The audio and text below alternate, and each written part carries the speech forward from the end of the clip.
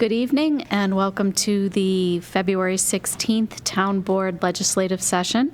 I would like everyone to join me in the Pledge of Allegiance.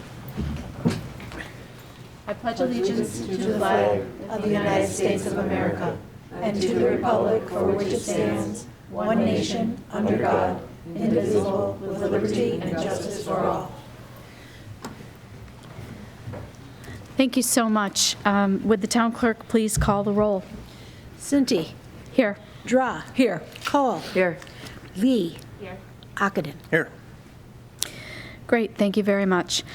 Before we move to our public hearings, we are going to just skip down to do communication and announcements first before we do those public hearings. Are there any board members who have an announcement to make for this evening?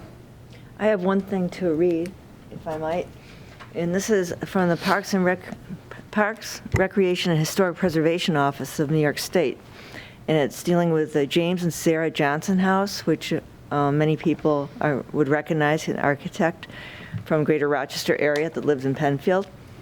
And this was addressed to Tony LaFountain, but it came later in the, certainly it's dated February 8th.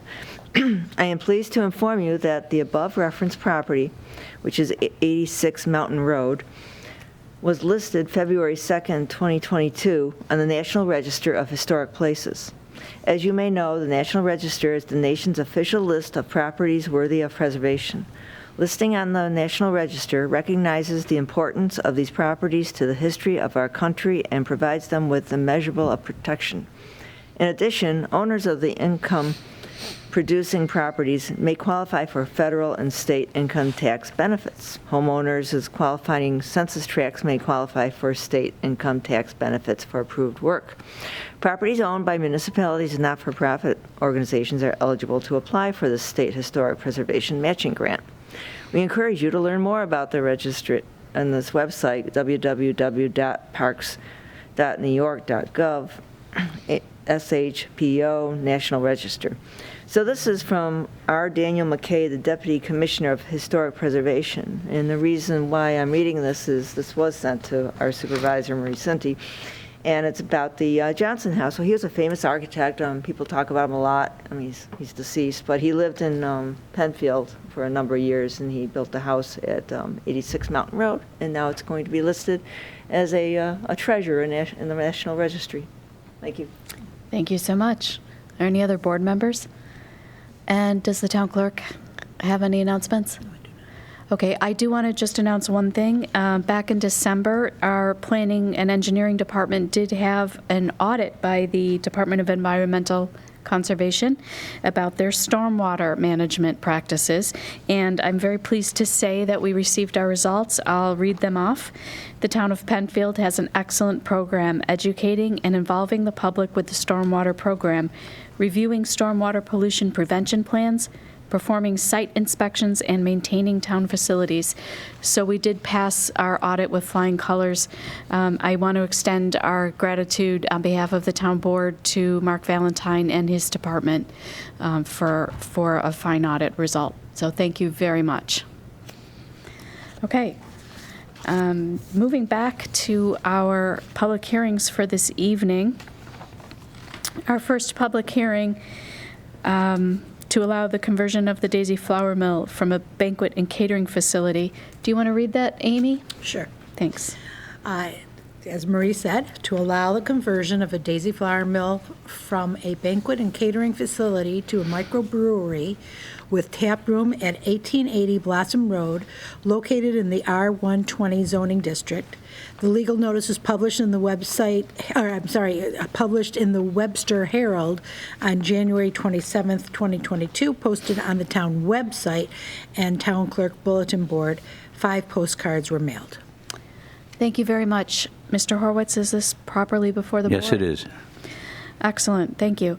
All right, so we'll open up our public hearing. I do want to remind everyone watching that there are 3 ways to participate. One is by being here in person.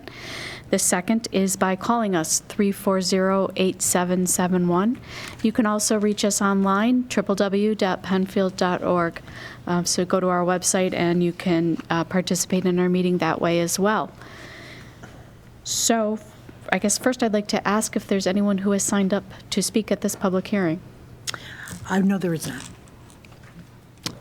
It looks like we do have someone. Yes, just didn't sign Oh, up. okay. Sorry. That's okay. It's You okay. can come up. No, you're the applicant? Yes, I am. Okay. Have a seat. Good to sit here. Yes. Thank you. For the record, would you please state your name and address? Sure. My name is Bill Blake. My address is 53 Milford Crossing, Penfield, New York, 14526. Okay, great. Did you wish to speak to this? I did, if that's okay. Yes, please. Okay. Yeah. Floor is yours. All right. Thank you very much. I appreciate the time today. Hopefully I won't take too much of your time, but I am here to give some details on our request to convert the former Daisy Flour Mill at 1880 Blossom Road into a second location for Rising Storm Brewing Company, which is currently based in Livingston County in the town of Livonia. I'm here to request a special permit use to allow us to operate a microbrewery, which would include a small production component to the business as well as a tap room. Our goal is really to keep renovations minimal on the building. Last month, we went to the historic board and received their support regarding some of the changes that we are looking to make. So we have the support of that historic board on the renovations. I think it should be noted, the building's been neglected for a pretty long period of time. So there is definitely some things that need to happen to, one, sustain the life of it, but bring it up to some usable standard, really, for us or anyone that would want to occupy the building. So from just a general what our plan for the building itself is, I'll take you through that really quickly and then just talk about what the use looks like for us. There's really three key components for us that we plan to work on. One is just some structural and maintenance changes to the building. There's leaking roofs, there's windows that are broken, leaking. There's a few trees that sit out right in front of it on Blossom Road that hang over the rooftop that are putting the building itself at risk. They're dropping leaves and branches and stuff on top of the building. So some concern there. Like I mentioned, there's some leaking roofs that parts of the roof we want to repair. Basic cleanup of the grounds. It's overgrown. And then within, just from a structural maintenance standpoint, there's a couple pieces of machinery that are up in the rafters in the building that were put there for more of display purposes, but they're pretty heavy. They're adding stress to the structure of the building, so the plan will be to remove those. Part of going through the historic board, there are some pieces of equipment which we absolutely intend to leave that are part of the historic registry that we want to make sure remain and really honor the history of the building. So we want to bring it to a modern function, but continue to honor the history of it, being one of the more recognizable buildings, historical buildings in Penfield. Some minor cosmetic changes through the course of the kitchen and the dining area, which is really just refresh, new lighting, new flooring, new paint. Nothing too major to that, other than, again, it's it's almost a 180-year-old building. Hasn't had much renovation in 40 plus years, so it looks inside like you would expect a highly used 40-year-old place to look like. But that's really the bulk of it from the inside, from the tap room or the tap room perspective. Really freshen it up. The portion of the building that currently is the ballroom. So this part of the building was built in the 80s, so it's actually not part of the historic registry, for starters. I just want to mention that. It was added on later on. It was used as the ballroom. That's the piece that will convert to what I'll call our brew house. That's where the production will happen. So a couple things are going to happen with that, or intended to happen with that, to make it functional. One, on the very back of the building, which would be the south side, which you can't view from the road, but we want to put a small overhead door just to allow deliveries to come into the building, accessible into the brew house. On that same back wall, we have the intention, we'd like to add a small 20 by 25 structure that would house as a cooler for us. So it'll be attached to where we're making beer. We can use a forklift and wheel it right into a cooler. So it's just some extra space for storage for us. Both the overhead door and the cooler addition would have the facade to match the existing building. It'll look as if it was there. You can see there's a rendering up on the screen there that they'll bump off the back of the building a little bit. But again, the intent is to make it match. It's not a change that you'll be able to see from the road. Other than that, the brew house area itself will require just some clearing out of the current decor. We'll have to put some floors in the drain, or some drains in the floor. It's on a slab currently, which is great, can support the weight of the equipment that we need in there. So those are really the three components. There's the structural and maintenance things, there's the cosmetic changes to the tap room, and then what we need to do to make the brew house functional. There's going to be no changes to the curb side, so we don't need necessarily any county approvals for anything happening on the front end. Our plan is to just refresh the parking lot, most of which is just going to clean up some of the landscaping that's overgrown into it, maybe some new gravel for the parking lot, paving in some potential areas, but currently has parking for about 100 cars, maybe a little bit more, so that's absolutely sufficient for what we need. I think just from an overall use standpoint, it's important for me to point out we're a brewery and a tap room, not a bar. So I don't want anyone to be confused that we're not operating till 2 in the morning, anything like that. Our plan is to operate Fridays and Saturdays, close down by 11 p.m. Any other day of the week that we're open would be by 10 p.m. So definitely different than what you might consider as your traditional bar. The outdoor space, we definitely plan to make use of. There's 2 decks on the building. That'll require a little bit of cleanup, but overall they're in relatively good shape. From a use standpoint, occasionally we would consider a musician outside. That would likely be on that back deck. That one faces Ellison Park, so it's not facing any of the residential areas, but also the residential side that's to the east. The building would be in between that, so there'd be plenty of buffer there. Other than that, we'd put a new sign on the front of the building, which I wish I had a rendering of, but I don't right now. It would be within the 24 square foot, normal acceptable signage. I'll send that over as soon as we have that. No major changes to lighting in the outdoors, anything like that. I think that's kind of the key things that I wanted to share. Any specific questions from the board? Well, what about restaurant? Are you going to be serving regular food or just finger food, or? No, we will. We currently in our existing location have a chef, runs a full menu, so it'll operate as a restaurant. The building today has 2 kitchens, so it's already outfitted, and it's got a sprinkler system in there. It's got hood system, so it is definitely used or can be used for that. So we're planning to have food served, but a full menu. And how much capacity for seating do you have? You're saying 100 spots for parking. It seems. I believe for that side of the building, the seating capacity is like 120. Any other questions? I'm sorry, go ahead. I was thinking about the land. Is there more part of the property that you would own beyond the building that you might set up something? Because I know, I've been to your Rising Storm over in Livonia. It's very nice, but I know how you have it all set up outside with the different seating that's not really on the restaurant. Yeah, so the property itself is just under 3 acres. I think it's 2.87 acres in total. There's definitely some space we would use for outdoor seating, really that most south west corner right there where the mouse is on the screen. We would definitely use that for some additional outdoor seating during the warm months. But again, that's overlooking the park. It faces the creek. It's on the opposite side of the residential area. But yeah, that's the extent from a property standpoint.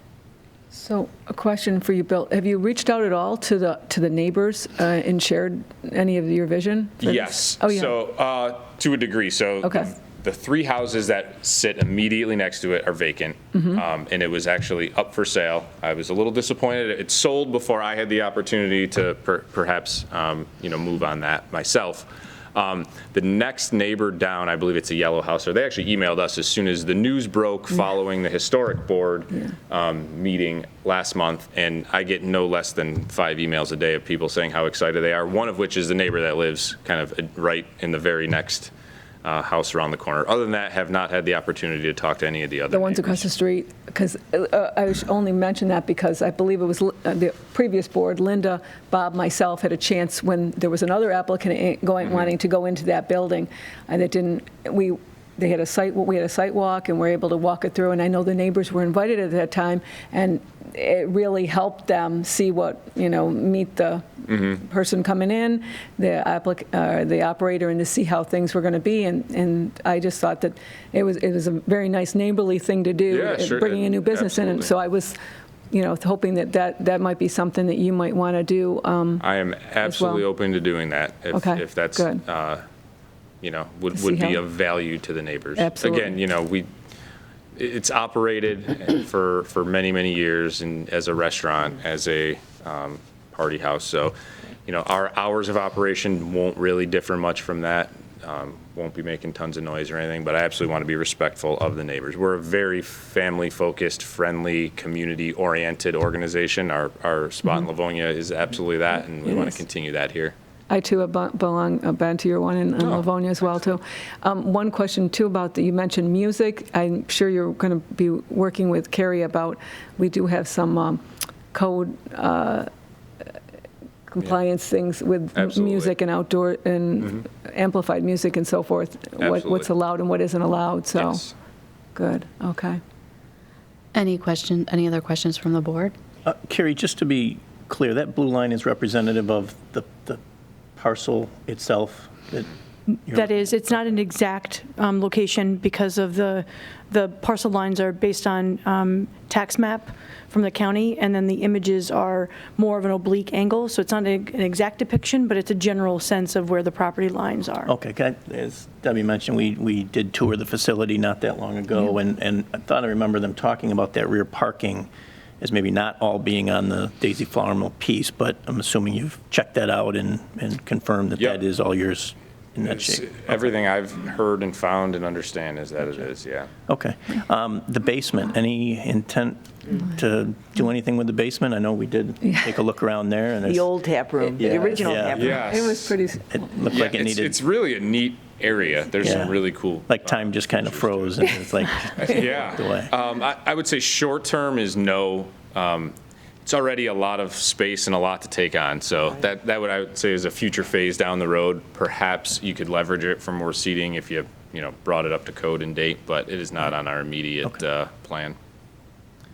And do you have enough? That used to be the place to go down to hear music, whatever. You go down, and then, I think I told you at the historic board, maybe I didn't, but at the Bicentennial, we had our gala there. And I remember because I chaired the Bicentennial, we went downstairs, and the catering organization that owned it at the time, they said that down there, it was flooded at one point, and that was the main problem. So when you are looking at restoration, Yeah. Don't forget the Army flooding Corps of Engineers within the last 20 years redid the levee on that side of Runnequoit Creek. So we've been in and out of the building a lot since, I think, really since like August, September. And there's been some really big rainstorms where Ellison Park's flooded, Right. Blossom Road shut down, and not a drop of water has made it into the basement. So whatever the Army Corps of Engineers did had a really positive impact there. That's great. And what are you going to call, is it going to be Rising Storm at Daisy Flower Mill, or? Rising Storm at the Mill is where I'm at now with it. That's good. It has a very nice ring to it. Any plans for the second floor space? Yeah, when we renovate the main restaurant area, we will do the second floor and the main dining Okay. floor. Gotcha. Thank you. I'm sorry if I missed it. When were you thinking of opening, if you were approved? Yeah, if we're approved, as soon as we're able to close on the property, there's probably about 6 months to 7 months of renovation required. So hopefully end of summer, early fall is a goal with that. And about how many employees are you thinking? We will probably have about 25 employees. Okay. Probably from a full-time equivalent standpoint, it'll be closer to like a dozen, but we expect we'll have mainly part-time employees. Great. Well, how many would you have on the premises at one time?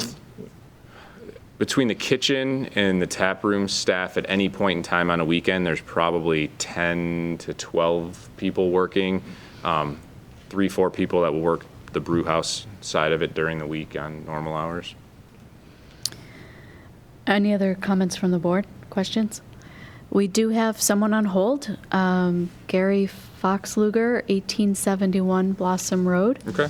Okay, and if we could put that call through. I'm here. Hello, hi, Mr. Foxluger. Hi, Amy. Hi, Marie. Welcome aboard, Marie. Well, thank you very much. Did you want to make a comment about the rising storm at the mill? Yeah. Bill, nice to meet you. Likewise.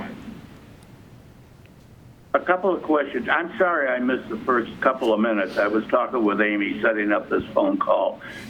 I'm curious about the vats. Where are you putting the vats for the microbrewery? Putting the what? I'm sorry. The vats. Yes. Oh, they will be inside the current ballroom area. It'll all be Now, inside. by the ballroom, you're talking about the newly addition portion? Yes, correct. The back part of the building. So the historical landmark part of the building remains the same. The vats won't be there. Yes, exactly. And, well, I was just curious. I'm not that familiar with beer vats anymore at my age. But the two grain bill areas at the end of the bar on the north side.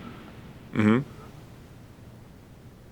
Would that be well, if you're going to put them inside, it doesn't matter. I was just concerned about having vats outside the building. Nope, none of that will be on the outside. It's all going to be housed internally. All right. Now, do you own and operate Rising Storm in Livonia? Yes, I do. Okay. Now, you're going to keep that place? This is not a relocation? This is... Yep, that is correct. This is, second location. Okay. Bill, my goal is to preserve that building. I've lived across the street from the Daisy Flour Mill for 83 years. I mean, I was in there when I was 12 years old, and that's my biggest concern. And right now, you have my support to go forward. But I would remind you that you have only 3 adjacent property owners. The county, Gilthus, who's trying to sell those 3 rental properties, and myself. Mm-hmm. So I'd like to meet you. I'd like to talk to you. But for the sake of that building and this town, you've got my support going forward. Well, I appreciate that, and I would absolutely love to meet you. And next time I'm over there, maybe I can stop by and we can have the opportunity to talk. And we're totally with you. You know, our goal is to preserve that building. It has been sitting vacant. It's at risk if something doesn't happen to it. And I believe what we intend to use it for will bring some vibrancy back to it, bring that building to life, which it needs. And I can promise it will absolutely honor its history, the heritage of it, and it'll be a place that people will want to be for a long time to come. Well, I appreciate that comment because being an old geezer like myself, I would tell you that the last applicant, we have a saying, that dog wouldn't hunt. But he's got my support. He's a great guy. Thank you so much. Thank you, Mr. Foxluger. Thanks for calling. Okay, thank you. Take care. Thank you, Marie. Yep, take care. Do we have any other phone calls or anyone coming in online? Okay, seeing none. Is there anyone else in the audience who would like to speak to this application? All right, any more comments from the board? Okay, I'm going to declare this hearing closed.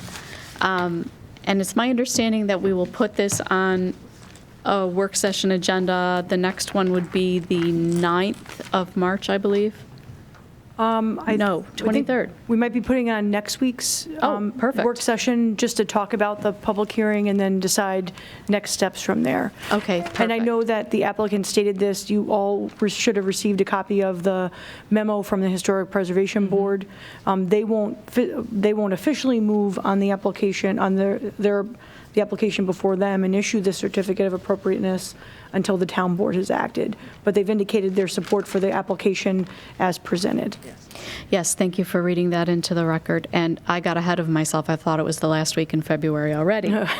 So we can put that on for the next work session. That's a week from today. And Carrie will work with you going forward. Okay. Okay? Yeah, I appreciate your time. Thank you so much. Thank you so much. Thanks for coming. All right, moving on, our second public hearing. Would the town clerk please read? To consider adopting proposed local law number 1 of 2022, which would provide a tax exemption for volunteer fire and ambulance workers. The legal notice was published in the Webster Herald on January 27th, 2022, posted on the town website and town clerk bulletin board.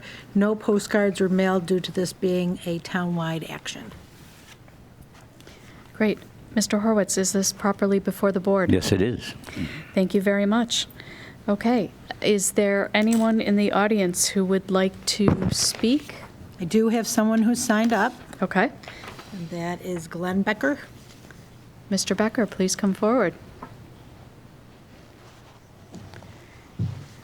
And would you just give your name and address for the record, please? Sure. Glenn Becker, 1744 Penfield Road, representing Penfield Ambulance, Volunteer Emergency Ambulance, which is over here at 1585 Jackson Road. I'm president of the board. In attendance here with me are several of our volunteer members, as you can see out here, including our Director of Recruitment, Rich Sperduto. So obviously, we're in support of a tax break for our volunteer members. I'll give you a little bit of information about the ambulance service. We've been around serving Penfield for 56 years, I believe.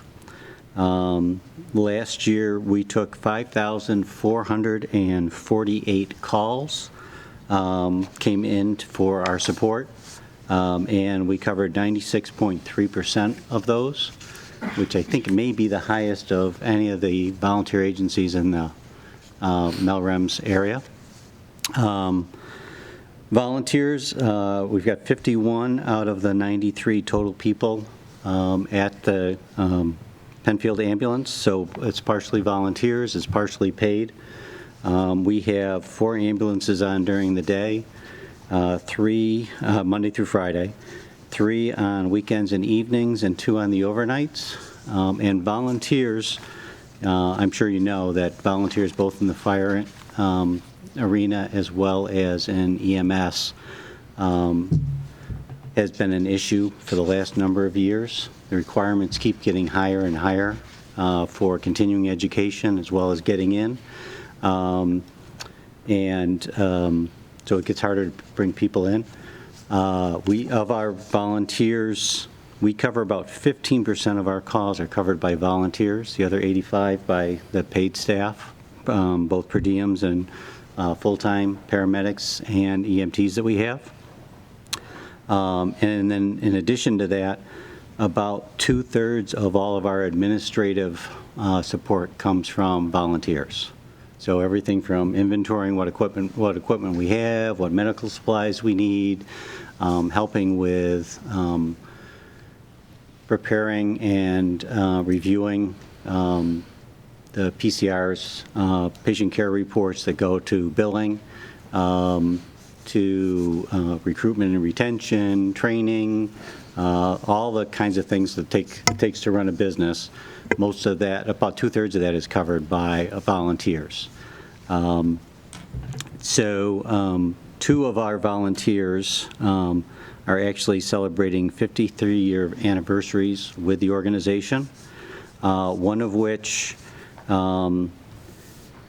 has been both an EMT, a paramedic, and last year he stepped down from being on the road to being covering administrative activities only. And he has over 50,000 hours over his career with Penfield Ambulance, Southeast Quadrant Paramedics, and I believe there was one other agency he worked with in EMS as a volunteer. absolutely incredible.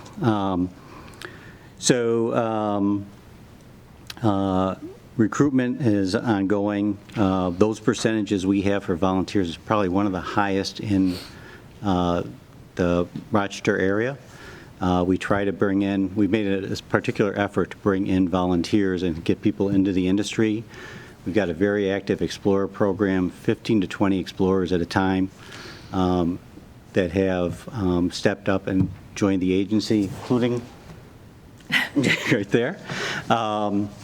So it's a tremendous program bringing people in, most of whom spend a few years with Penfield Ambulance, and then they may go on to a career in EMS. So it's important that we maintain that as a feeder base.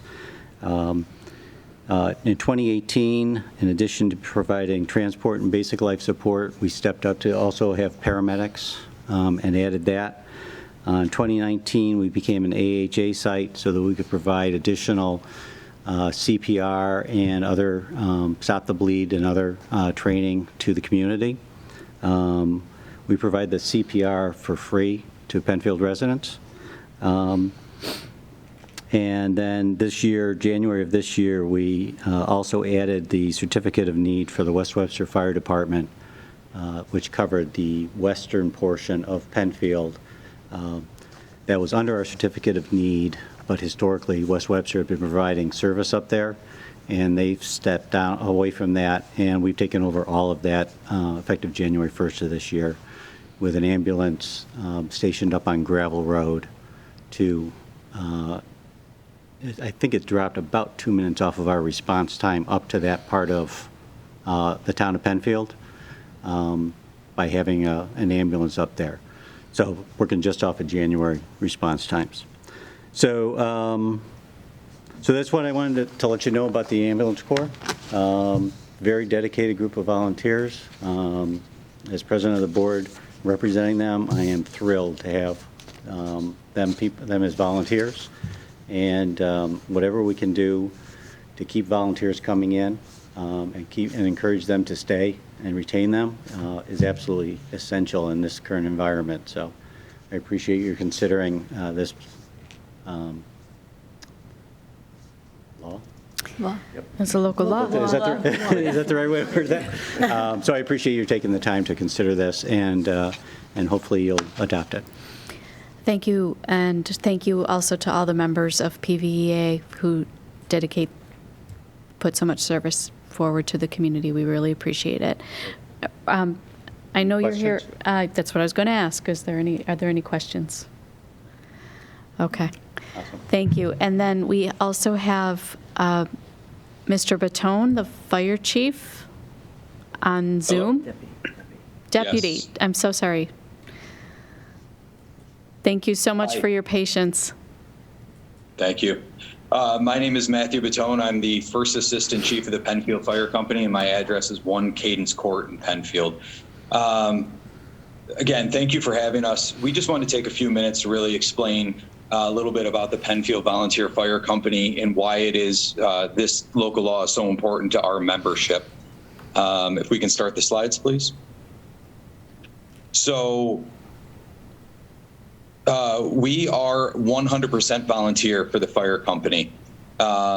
We have approximately 60 members as of last count. Luckily, over the last year, we've been able to bolster our numbers from 51 up to 60.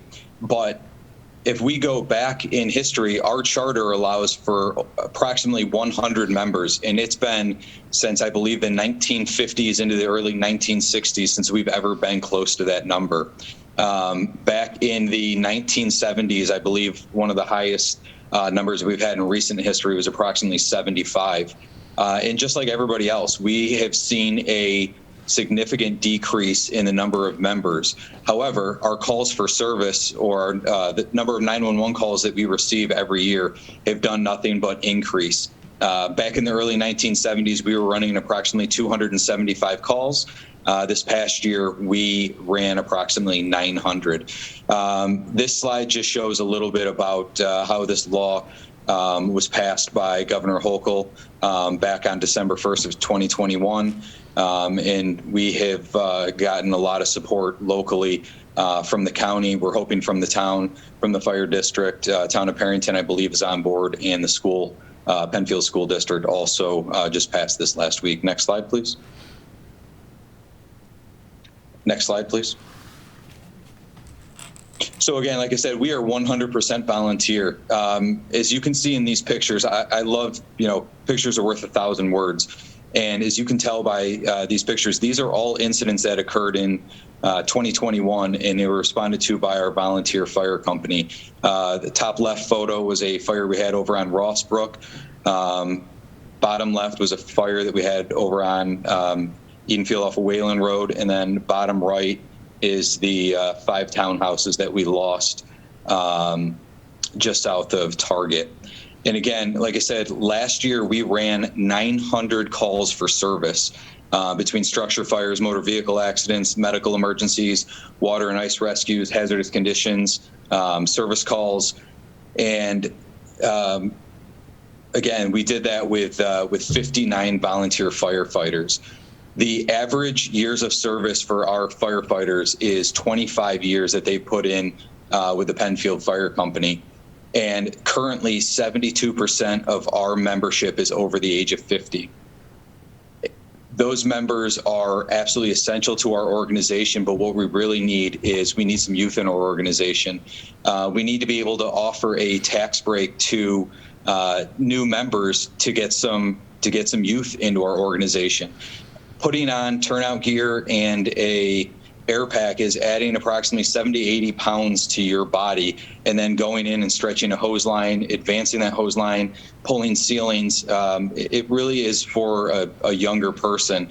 And we're hoping that with this legislation that we'll be able to offer some incentive to get some of those younger members in. Next slide, please. So we tried to run a comparison of some of our members, membership numbers over the last 10 to 11 years.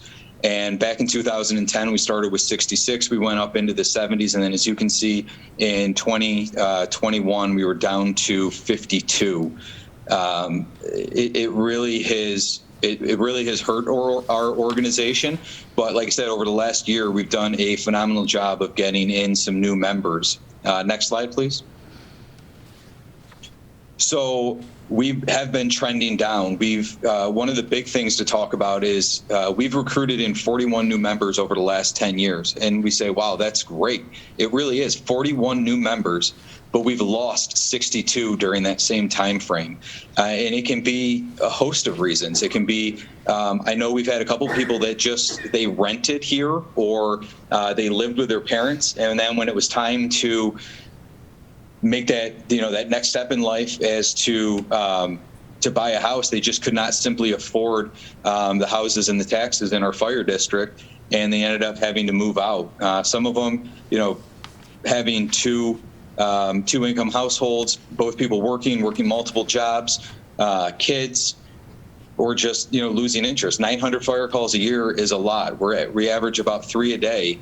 And it does take a lot of time away from our families. So we're hoping that by being able to offer an incentive that will really help our membership. Like I said, we really have been pushing hard this last year for recruitment. We've designed a brand new website. We've really done some targeted social media. We've done open houses, community events. We've been talking with our county and state governments to help us with some campaigns. Next slide, please. We are very big in the community. We are a community-centered organization. We do all sorts of different fire and safety prevention,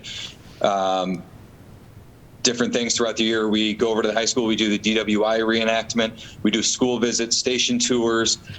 We help with different community events, senior parades, fire prevention education, homecoming bonfires, sports escorts. As you guys are probably aware, in the fall of 2021, our sports teams over at the high school did phenomenal. And we did every single time that our phones rang and we were asked to help with one of the bringing home a winning sports team, we were always there. And again, I can't stress enough, that is by a 100% volunteer organization that are stepping away from their own lives and their own families in order to come out and serve the community. We also do have a Youth Explorer post with approximately 10 members. Next slide, please.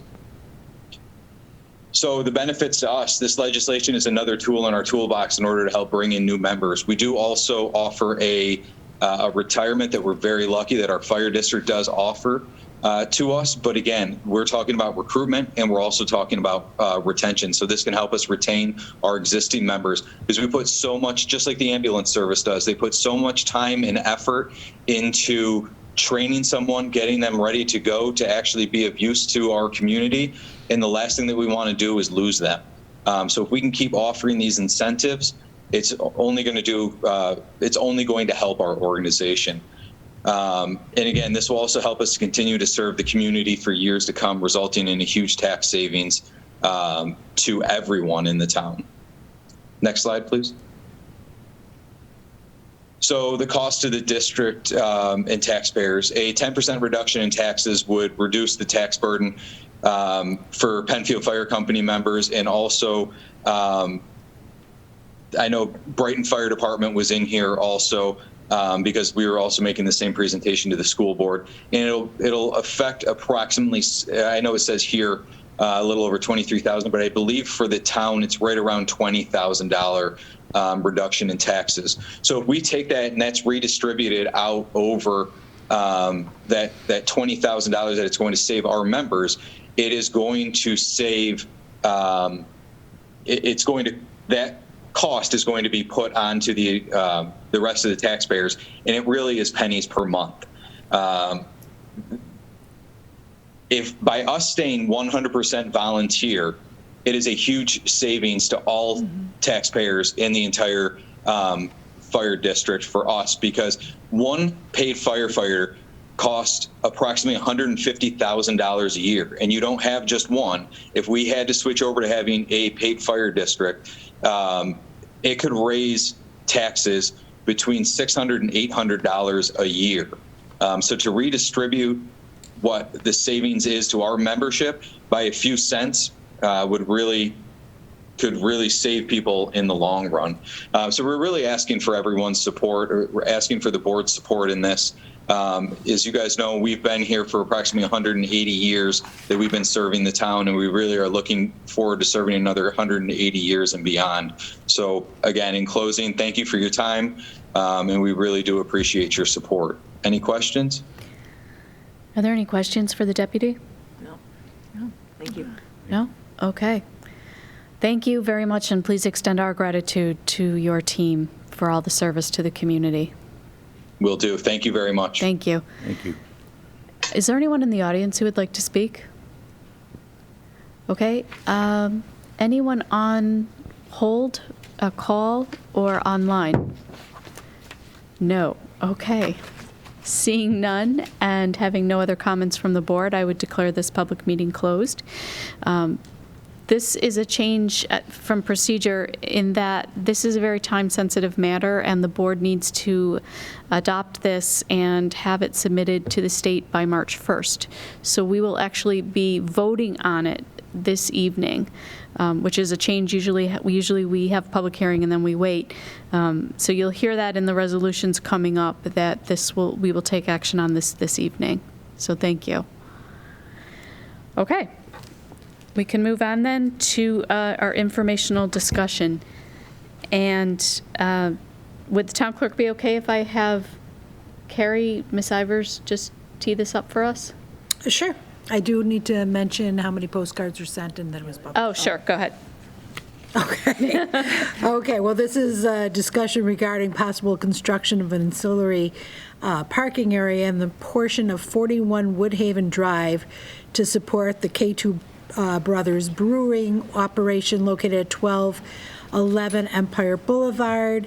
Everything as was with the public hearings, legal notice published in the Webster Herald on January 27th, posted on the town website and town clerk bulletin board. We did send out 10 postcards. Okay, and just before Carrie talks about this, I do want to just comment that this is just an informational discussion. This is not a public hearing. So just a talk, just to keep the community informed about what's going on and allow them to ask any questions or weigh in. There will be no decision made tonight on anything, and there will still be a public hearing in the future. So thank you. You stole my first line. Oh, I'm so sorry. That's perfect. No, that's wonderful. And what I was going to say is, my understanding is that this idea or concept actually predates my arrival, that last year's board members were in sort of informal conversation about this idea, conducted a site walk sometime maybe in November or December, somewhere in that range. We did have an opportunity to have the current board come out to the site so they could see the physical location and potential layout. I will put that up on the screen in a moment for the board to look at.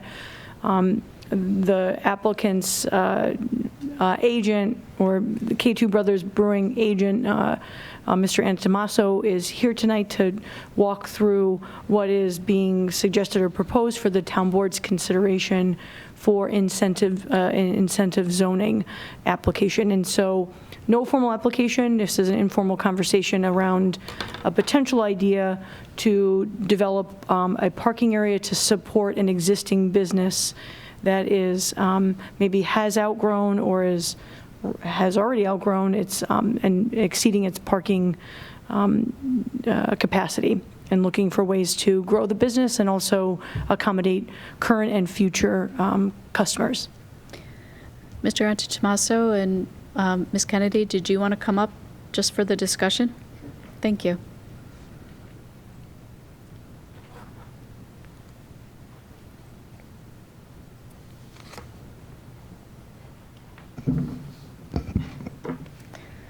Great, thank you so much.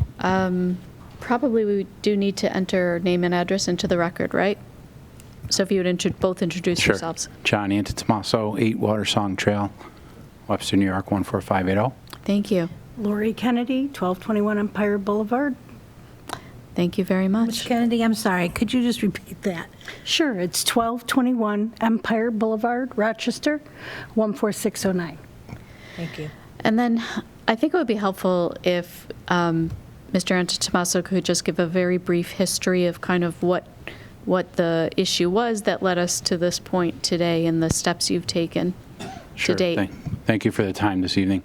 Of course, Lori Kennedy is representing her group. And I have been working with them for the start of this project that dates back about 4 years now. They just had their 4th anniversary with the K2 Brothers Brewing up front, right on Empire Boulevard. Through the success of their operation, which has been a great thing, their award-winning brewery, their product is now not only served at this location, but other locations across the county, and also in Wegmans you can find their product as well. And they do a really wonderful job both at the restaurant along with their brewery, and then over the years we've added temporary tents in the back so they can be of help during the wintertime. And it's been a very great place to be, and great spot for people to attend and be there.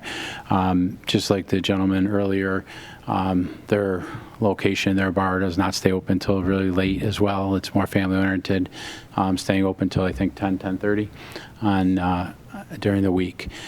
So with the success of their operation over the last 3 years, I have worked with them extensively, to try to see what can we do to create more parking. In the meantime, we have worked with Dr. Howitt, who is the property owner that we're talking about in the back, has worked with us to provide parking along Wilbur Drive, Wilbur Track, and Lori and her team have worked very hard at getting people to man the parking every day and make sure that people park properly and get off the main roadways and street, so the residents all the way in the back don't have any issues. But we have still yet to develop any of the second floor of this building. And with the first floor, I have been trying, again, extensively, working with the adjoining property owners at Agway, working behind with Dr. Howlett, working behind to 54 Wilbur Track, that is the other building to the south, to see if we can accommodate any more parking. We looked at the former McGregor's, but from there to our location was very difficult, and the building there we felt needed too much work for our use. Directly to our side is a hill that Monroe County owns. I've worked with Mr. Costello and the county to try to see if we were to do something with McGregor's, can we do a sidewalk and promenade to get to our K2 brewery, and that was not something that went over well with the county because it was only servicing one customer or one client. We, of course, can't go across the street, of course, for the good old traffic that exists in Empire Boulevard. So we've been talking about how do we do this, and working with Dr. Howitt, we have in concept work with him where after he builds his apartment complex that is right now under construction. It's not shown on this map, but I know you guys are all aware of it. It has been fully approved. Bless you. Thank you. Has been fully approved. We have worked with him we're going to get 14 additional spaces from him right behind K2, but then the actual apartment complex happens, and then his parking happens, and then this is the next parcel to the back that the Kennedys are hopefully, we're working on purchasing from Dr. Howitt, so it will be theirs to create, to maintain, and we hope to do a really nice job with the parking area, do a little shuttle service so our customers can come there, park, and then the shuttle will work daily or evening-wise to get to K2. And we're anticipating working with the town on the proper lighting that's required, the landscaping that's required, and things of that nature that will support the number of parking spots that we're looking for. We, of course, always need more parking, but our proposal that fits comfortably on a 1-acre parcel back there is approximately 165 parking spots, which are shown on the map right now. That was not too fully engineered because Mr. Costello told us just to kind of cut and paste for now until we talk a little bit more. But that's kind of what we put together, which shows parking area with sidewalk along with a shuttle area that we envision this to be. We, of course, would like it to be right next door, but unfortunately, it's just impossible for us to accomplish that. So that's kind of where we're at and brings us to today. So we walked the site with the previous board. We walked the site again with this board, and we're looking to keep moving this forward. So we're here tonight for any questions if you have of us, or if you have of Laurie here that's sitting with me. And before I turn this over to questions, I do want to just remind the public that you can call in 340-8771, or you can contact us online at penfield.org. Okay? Does anyone have any questions about this? All right, Carrie, do you want to explain incentive zoning too, because you mentioned that? Yeah, so this property is not zoned for parking. However, Chapter 255, I'm going to be going off the top of my head, but there's a separate chapter for incentive zoning that allows the town board to consider uses or development types that are not typically permitted in a given zoning district when there's a benefit, a public benefit or a community benefit that can be achieved. In this instance, the application was being entertained because it's supporting an existing business, and that would allow the business to continue to be located here in the town of Penfield. It's our understanding that the limits currently with the parking would potentially impact the business's ability to stay here in Penfield, and with their current and anticipated growth. And so that's the route that this board has that ability to determine when it's appropriate to apply the incentive zoning provisions of the code. And wasn't it being discussed because Dr. Howlett has something in the hopper for the entrance to Wilbur Track. Yeah, so For the state there's right now. the other development that's being referenced is a multifamily development that I believe went through the planning board's review. They're going to be doing some improvements out on Empire Boulevard as a result of that improvement. And so this is an opportunity potentially through the incentive zoning to also contribute toward that improvement on along Empire Boulevard. Thank you for asking that very important question. And so this is, as the development's taking place in and around this area, that there's an opportunity to contribute or offset the costs associated with allowing, with the with potential traffic mitigation needed. Do we know, oh, excuse me. Go ahead. Do we know when that traffic is supposed to, that lane is supposed to be starting? Yeah, so I know that the, some of the site work has begun. I would have to check with the building department to determine what the timeline is. There will be required state permitting. So I imagine that process has already been initiated in terms of just getting the plans approved. Wasn't it something with Dr. Howlett asking for an extension for his development that was going to lead it to, that's why it hasn't started right now? Yeah. Remember that conversation? Yeah, I think due to, struggles to obtain materials and some of these other issues. Yeah, I believe pandemic. there are many applications that are running into issues with project start times or even project continuation because of supply chain issues. Where, permitting processes are taking a little bit more time in some cases. So I think there was a request for a continuation so that the approval that was granted didn't go away. But however, now that construction's commenced, then that now they're in good shape. Yes. Carrie, can you just say again, the current zoning for this parcel is? The current zoning of the parcel is, and forgive me, I believe it's R1. Bear with me, I'll turn the apple. I want to verify that while we're here together. So, current zoning is like 120 was. It's R120. It's R120. So that's just for anybody who's not aware of it, that's residential. That's so half-acre lot residential development is allowed by right. For that parcel. For that parcel, correct. So, which in terms of, for the purposes of development, that would mean, however many houses and roads you could fit in that parcel of land or in that area. Right. So that whole area is developed and was ideally, I think, or in the past envisioned for a lot of housing to be occurring in that area.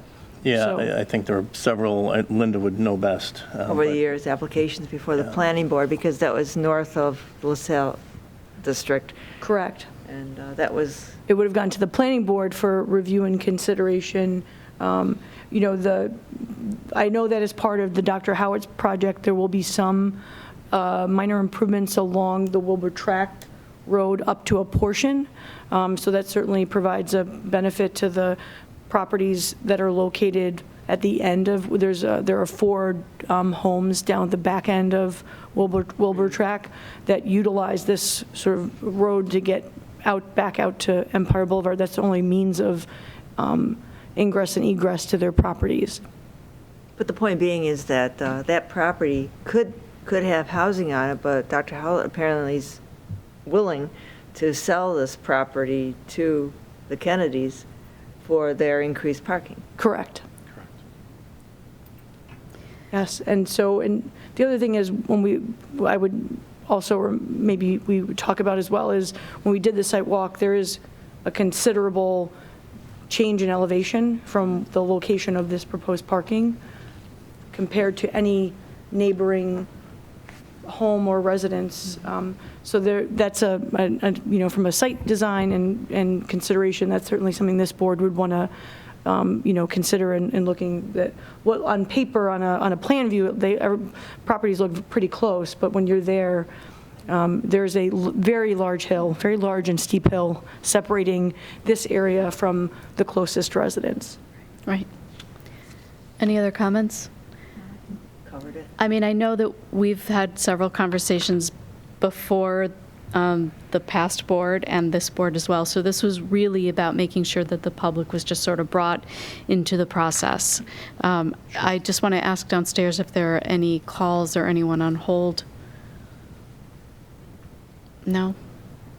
Okay. And certainly, if any residents who might be watching this or seeing this after tonight's meeting, if they had questions and they wanted to reach out to me, I'd be happy to field any questions related to the application and walk them through what this process might look like going forward. Because again, this isn't a formal application at this point. Right. And Mrs. Kennedy, do you have anything that you wanted to add to tonight's conversation? No, we appreciate the consideration for us to look at the possibilities that we might have. We're just looking to be able to continue business there, and this would definitely assist in being able to do so. Okay, thank you very much. Thank We'll you. continue to just move forward, but we did have an informational hearing, or just an informal discussion, and you'll just continue to work with Carrie. Thank Okay? you for your time. Appreciate it. Thank you very much for Thanks. coming. Thank you. All right. That concludes our public hearings and informational discussion, and we've already done communication and announcements. So now we come to our first of our two public participation sessions. You can, again, call us 340-8771, or you can reach us online at penfield.org. And so I'll ask the town clerk, is there anyone that you're aware of? No. Okay. And then I'll ask PCTV. All right. Seeing none, I'll ask if there are any additions or deletions to the agenda. Great. All right, you have before you the minutes of January 19th, 2022. I will entertain a motion to approve those if there are no comments or concerns. So moved.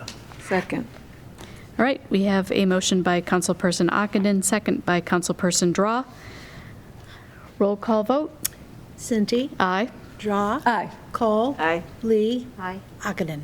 Aye. 5 ayes. Great. I will ask any of the town board members, the town attorney, or the town clerk has received any petitions. If not. All right, seeing none, we'll move on to resolutions by function. Starting with our law and finance. Setting a public hearing to consider issuance of a special use permit to allow a restaurant at 1129 Empire Boulevard to be known as the Bar Bill. So moved. Second. So whereas an application has been received by the Penfield Town Board for the issuance of a special use permit pursuant to 250-5.9B, 1E of the code to allow a restaurant with outdoor dining, at 1129 Empire Boulevard, located in the LaSalle's Landing Development, LLD zoning district. Whereas the Penfield Town Board is best suited to act as a lead agency within the meaning of the State Environmental Quality Review Act, which is seeker, and thus does hereby designate itself as the lead agency pursuant to seeker. So whereas the subject application is determined to be a type 2 pursuant of section 617.5 of the State Environmental Quality Review Act. Therefore, be it resolved that the town board of the said town of Penfield shall hold a public hearing at the Penfield Town Hall at 3100 Atlantic Avenue on March 16th at 7 p.m. on the said date to consider this application and to hear all persons interested on the question of the issuance of a special use permit pursuant to the code to allow a restaurant with outdoor dining at 1129 Empire Boulevard in the LaSalle's Landing Development zoning district. And be it further resolved that a copy of this resolution, certified by the town clerk, shall be published at least once in the official newspaper of the town. The first publication, therefore, to be not less than 10 or more than 20 days before the date set for this hearing, as foresaid. A copy of this resolution shall be posted on the official signboard of the town as prescribed by law. Thank you. All right, thank you. So this is a motion to set a public hearing. I have a motion by Councilperson Draw, second by Councilperson Cole. Any comments or questions? All right, may I have a roll call vote? Cinti, Aye. Draw. Aye. Cole. Aye. Lee. Aye. Ockenden. Aye. 5 ayes. Thank you. Setting a public hearing for an amendment to the zoning ordinance and map to consider rezoning of 1271 Fairport 9 Mile Point Road from rural agricultural 2 acres RA-2 to residential R120. So moved. Second. Whereas an application has been received by the Penfield Town Board pursuant to Chapter 250-15.1 of the Code to amend the zoning ordinance and map to rezone 1271 Fairport 9 Mile Point Road, SB 095.03-1-10 from rural agricultural 2 acres RA2 to residential 120 R120. Therefore, be it resolved that the Penfield Town Board is best suited to act as the lead agency within the meaning of the State Environmental Quality Review Act, known as SEQR, and thus does hereby designate this itself as the lead agency pursuant to SEQR. Or be it resolved that the subject application is determined to be an unlisted action pursuant to the State Environmental Quality Review Act, and be it further resolved that the Town Board of the said town of Penfield shall hold a public hearing at the Penfield Town Hall on April 6, 2022 at 7 p.m. on this date to consider this application and to hear all persons interested in the question of amending the zoning ordinance and map to rezone 1271 Fairport 9 Mile Point Road from rural agricultural 2 acres RA2 to residential 120 R120. And be it further resolved that a copy of this resolution certified by the town clerk shall be published at least once in the official newspaper of the town, and the first publication therefore to be thereof not to be less than 10 or more than 20 days before the date set for the said hearing. As foresaid, a copy of this resolution shall be posted on the official signboard of the town as prescribed by law. Thank you.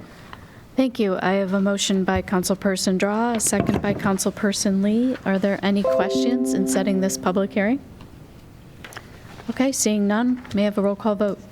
Cinti. Aye. Draw. Aye. Cole. Aye. Lee. Aye. Ockenden. Aye. 5 ayes. Thank you. Declaration of IT equipment as scrap. So moved. Second. So whereas the following town hall servers has reached the end of their useful life, and whereas these items have been declared scrap by the IT staff, now be it resolved that these 2 items be properly disposed of by the town's chosen recycling vendor, and that is Town Hall ESX host DL360 G9 server 1 and Town Hall ESX host DL360 G9 server 2. Thank you. And I should note that these are not the names of the vendors. This is what we're recycling. Oh. All right. I have a motion by Councilperson Draw, a second by Councilperson Ockenden. Any comments or questions? I would just clarify for the record that the items are designated by their serial numbers. Excellent. Right. Thank Sure. you. Thank you. Okay, roll call vote. Cinti. Aye. Draw. Aye. Cole. Aye. Lee. Aye. Ockenden. Aye. 5 ayes. Authorization for supervisor to sign a proposal with Plan Architectural Studio for a space study of the Penfield Town Hall. So moved. Second. So whereas the town hall was built in 1965 and remodeled several times, and most recently in 1999. So whereas this town has grown, the town hall has grown and services are provided by the town require additional employees and additional office space. So whereas the town would like to have a study completed to review our current utilized space and optimize that space for current and future employees to serve the residents of Penfield. Whereas the funds have been budgeted for facilities in the 2022 adopted budget, so therefore be it resolved that the town supervisor be and hereby is authorized to sign a proposal for Plan Architectural Services to provide a space study for 2022, subject to the review and approval of the town attorney. Thank you. Thank you. I have a motion by Councilperson Draw and a second by Councilperson Cole. Are there any questions or comments about this? Okay, we appreciate it that we are looking at the space in the town hall. We just have no place to put anyone else anymore. So, seeing none, may I have a roll call? Cinti. Aye. Draw. Aye. Cole. Aye. Lee. Aye. Ockenden. Aye. 5 ayes. Thank you. Adoption of local law number 1 of 2022 to be entitled Tax Exemption for Volunteer Fire and Ambulance Service Workers. So moved. Second. Thank you. So whereas the Town Board of the Town of Penfield proposes to adopt local law number 1 of 2022 entitled the Tax Exemption for Volunteer Fire and Ambulance Service Workers, and whereas the the Penfield Town Board is best suited to act as the lead agency within the meaning of the State Environmental Quality Review Act, SEQR, and did designate itself as the lead agency pursuant to SEQR. So whereas the subject action is determined to be a Type 2 action pursuant to the State Environmental Quality Review Act, and the Town Board as lead agency has determined this action will not have significant effect on the environment. So whereas the Town Board of the said Town of Penfield held a public hearing tonight at the Penfield Town Hall, 3100 Atlantic Avenue, on this date, February 16th at 7 p.m., to consider the proposal and to hear all persons interested on the question of the adoption of local law number 1 of 2022, and the public hearing was closed and the decision was reserved. So now therefore be it resolved that hereby this is enacted by the Town Board of the Town of Penfield as follows. Local law number 1 of 2022 hereinafter is set forth. Local law number 1 of 2022 to implement real property tax law section 466-K, exemption for volunteer fire and ambulance workers. And for the record, there are 5 sections that go into detail to authorize this local law. Thank you. Thank you. I have a motion by Councilperson Draw and a second by Councilperson Lee. Is there anyone who would like to comment upon this? We did have a public hearing. We had no one speaking in opposition to this. We hope that this will help with the retention and recruitment of our public safety workers. Thank you so much. And a roll call? Cinti. Aye. Draw. Aye. Cole. Aye. Lee. Aye. Ockenden. Abstain. All right. Public Works. Appointment of Chair, Conservation Board. Be it resolved that, so moved. Second. Thank you. Be it resolved that James Olmsted be appointed Chair of the Penfield Conservation Board for a term of 1 year expiring December 31st, 2022 at an annual salary as established by the Town Board. Thank you. We have a motion by Councilperson Lee, a second by Councilperson Ockenden. Any comments, questions? All right, roll call vote. Cinti. Aye. Draw. Aye. Cole. Aye. Lee. Aye. Ockenden. Aye. 5 ayes. Appointments to Conservation Board. So moved. Second. Be it resolved that the following be appointed to the Conservation Board with a term ending on December 31st, 2022 at an annual salary as established by the Town Board. The following individuals: James Olmsted, Jeffrey Bartocci, Roseanne Cohen, Burton Gorton, Daniel Moore, Patricia Sigler, and Paul Sugnet. Thank you. Motion by Councilperson Lee, seconded by Councilperson Draw. Any questions? All right. Roll call vote. Cinti. Aye. Draw. Aye. Cole. Aye. Lee. Aye. Ockenden. Aye. 5 ayes. Appointments to Energy and Environmental Advisory Committee. So moved. Second. Be it resolved that the following be appointed to the Penfield Energy and Environmental Advisory Committee for a term ending on December 31st, 2022. Supervisor Cinti presiding as chairman. The following members: Sinette Cavalier, Robert Nauer, Kanauer Jr., Matt Piston, and Marissa Zwick. Mark Valentine and Sarah Waterman of Penfield Town staff. Thank you. We have a motion by Councilperson Lee, second by Councilperson Cole. Any comments? All right. Cinti. Aye. Draw. Aye. Cole. Aye. Lee. Aye. Ockenden. Aye. 5 ayes. Purchase of a Wacker-Neuson RD12A-90 1-ton roller. So moved. Second. Wait, we skipped one? We did skip one. 093? 093, 94, and 95, but I'm happy to take Okay, 9-6 hold on, out I'm of so order. sorry. Count. Hold the phone. Okay, I apologize. Yes, authorization for supervisor to sign a contract for security services with Intercept Security, Inc. So moved. Second. Be it resolved that the town board of the town of Penfield hereby authorizes the supervisor to sign a contract for security services with Intercept Security, Inc. At a place of 1900 Empire Boulevard, Suite 250 in Webster, New York, through December 31st, 2022, to provide personnel security services to the town. Said services are necessary to support public safety within and around various town facilities. The contract shall be in a form and substance acceptable to the town attorney. Great. We have a motion by Councilperson Lee and a second by Councilperson Ockenden. If there are no comments or questions, we'll have a roll call vote. Cinti? Aye. Draw? Aye. Cole? Aye. Lee? Aye. Ockenden? Aye. 5 ayes. Purchase of a Volvo EW180E wheeled excavator. So moved. Second.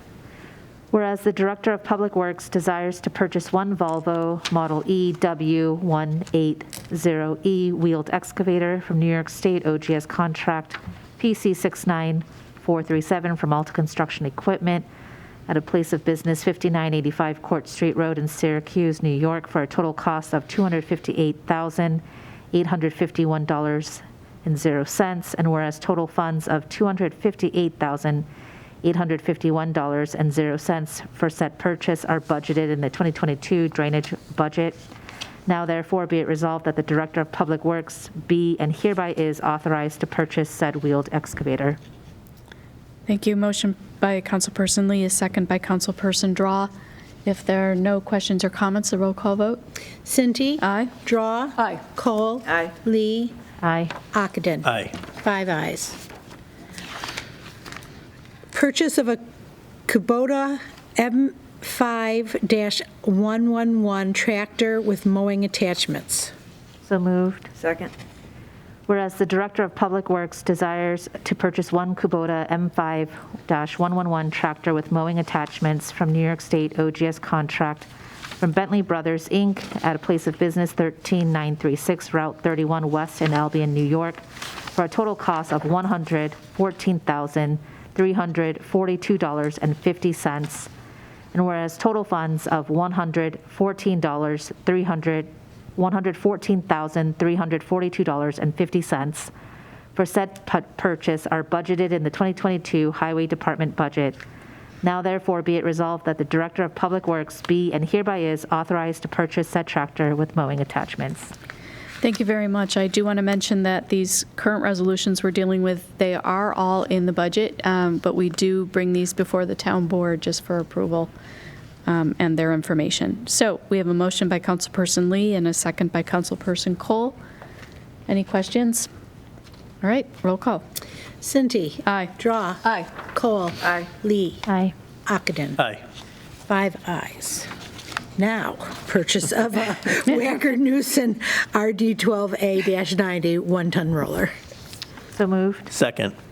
Whereas the Director of Public Works desires to purchase one Wacker Newson RD12A-90 one-ton roller from Ultra Rental and Supply, Inc. at 2127 Route 104 in Ontario, New York, for a total cost of $16,999.99.